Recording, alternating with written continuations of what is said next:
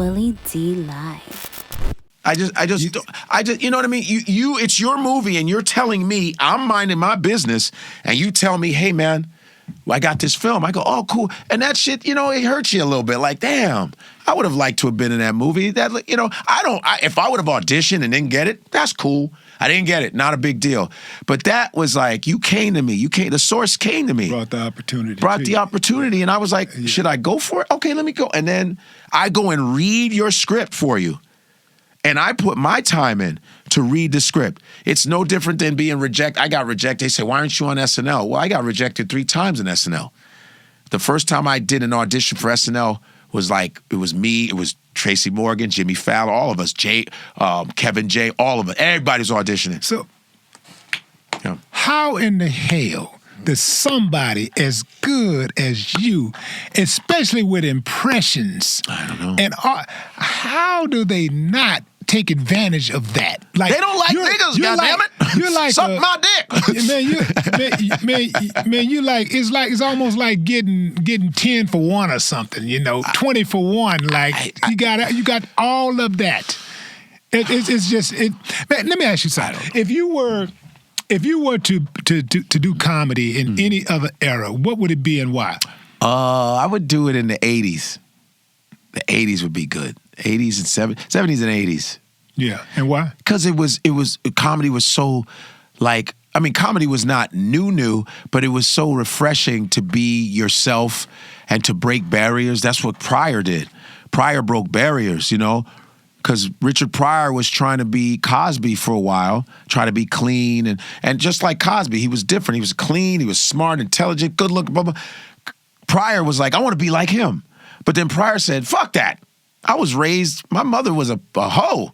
My father was a pimp. I grew up around pimps and hustlers in Peoria, Illinois. And then he became the crazy nigga. April 29th, 1971, Live and Smoking. He's at the Improv in New York, finally talking about his drug dealing mama, his because have you ever seen Live and Smoking? I'm not sure. He's bombing, but it's like, this is the Pryor that he was becoming. This is 1971, April 29, 1971, Live and Smoking, and Richard Pryor's going, yeah, the only time I saw white people was when they came to fuck my mother. Huh. Oh, well, it's like this. Is your mother home? I'll check to see. We want to get our dick sucked. Okay, hold on. It was...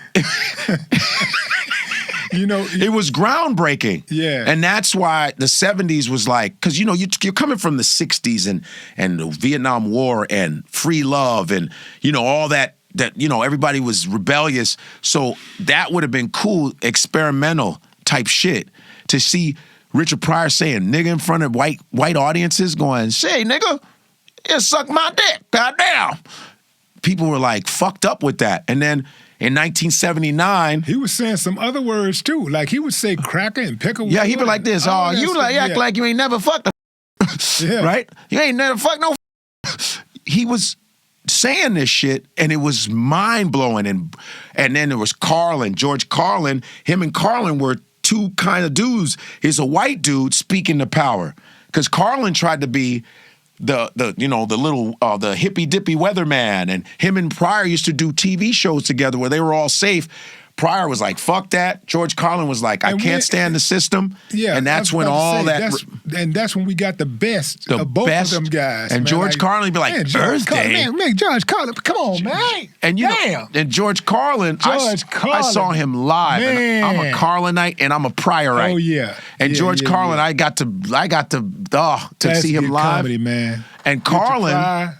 And Carlin became rebellious because he grew up in Harlem. And Carlin said it. He said, I stopped hanging around the white guys in Harlem because all they talked about was who they hated. And I would hang out with the Puerto Rican and black guys. That's all I did. I got all my comedy from the Puerto Rican black guys because black people were so much freer and they were accepting. It was weird. They were accepting. They were going through all this shit, but they accepted you if your character was right. So that's why when you watch Carlin, you go, he hung around. He could tell he hung around motherfuckers. Yeah. That's when he said, fuck this. I'm growing my hair out. I'm going to talk that real shit.